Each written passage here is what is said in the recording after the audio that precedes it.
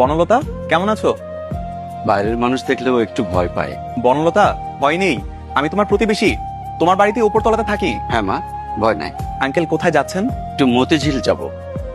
Uncle আমি তাহলে আসি। আচ্ছা, আপনি একদম চিন্তা করবেন না, আপনার মেয়ে আমাদের এখানে ভালো থাকবে। বলছিলাম খরচের টাকা দেওয়ার মতো তো কোনো লোক থাকবে না বেঁচে, আমার তখন কি ওকে রাস্তায় ফেলে দেবেন? ফেলে দেবেন? না না, ফেলে দিব কেন?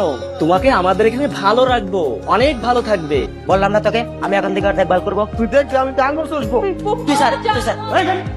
মা, এখানে থাকতে হবে না।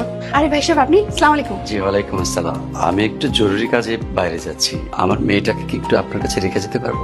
কোনো সমস্যা নেই, আপনি নিশ্চিন্তে যেতে পারেন। এইখানটাতে বসুন। কি নাম তোমার?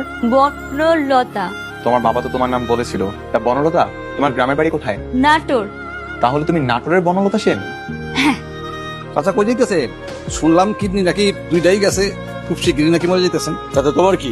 মেয়েটা বিয়া না দিয়া যদি মজা যায়, মেয়েটার কি আপনি চিন্তা করতেছেন? আর তাছাড়া আপনার যে মেয়া অচল মাইয়া, তার কেউ বিয়া করবো? আমার কাছে মেয়েটা বিয়া দিলে অন্তত শান্তিতে তো বলতে পারতেন। ডাক্তার সাহেব, আমার একটা মেয়ে আছে, আমি ছাড়া পৃথিবীতে ওর কেউ নাই, আমার বাচ্চাটা খুব জরুরি। দেখেন আমি স্যার এর আগেও আপনাকে বলেছি আসলে আমাদের আর কিছু করার নেই। হ্যালো, আসসালামু আলাইকুম আঙ্কেল। হ্যাঁ বাবাজি, তোমাকে একটা কথা বলতে চাইছিলাম। জি আঙ্কেল বলেন। আচ্ছা তাহলে বাসায় এসে বলি। আচ্ছা ঠিক আছে। আমার মেয়েটা এই পৃথিবীর কারোর সাথে মেশে না, একমাত্র আমার সাথে মেশে। দেখলাম তোমার সাথে সে স্বাচ্ছন্দ্য বোধ করে। বাবা, একটা কথা বলি। হ্যাঁ বলেন। তুমি কি আমার মেয়েটা করবে, বিয়ে করবে তুমি? আঙ্কেল এইসব আপনি কি বলছেন? আমি ভাবতেও পারিনি এরকম একটা কথা বলার জন্য আপনি আমাকে এখানে ডেকেছেন। কি বলতে আসছেন বল? আমার এই দুনিয়াতে আপন বলতে কেউ নাই, আমার মেয়েটারও আমার মতন দুনিয়াতে আপন বলতে কেউ নাই। তুমি একমাত্র ছেলে যে আমার মেয়েটাকে নিজের ইচ্ছে বিয়ে করতে রাজি হয়েছে। বিয়ের পরে আমার মেয়েটাকে অনেক ভালোবাসবা। দেখা আসবেন, এত টেনশন করেন না, আপনি যান বিবাহের ব্যবস্থা করেন।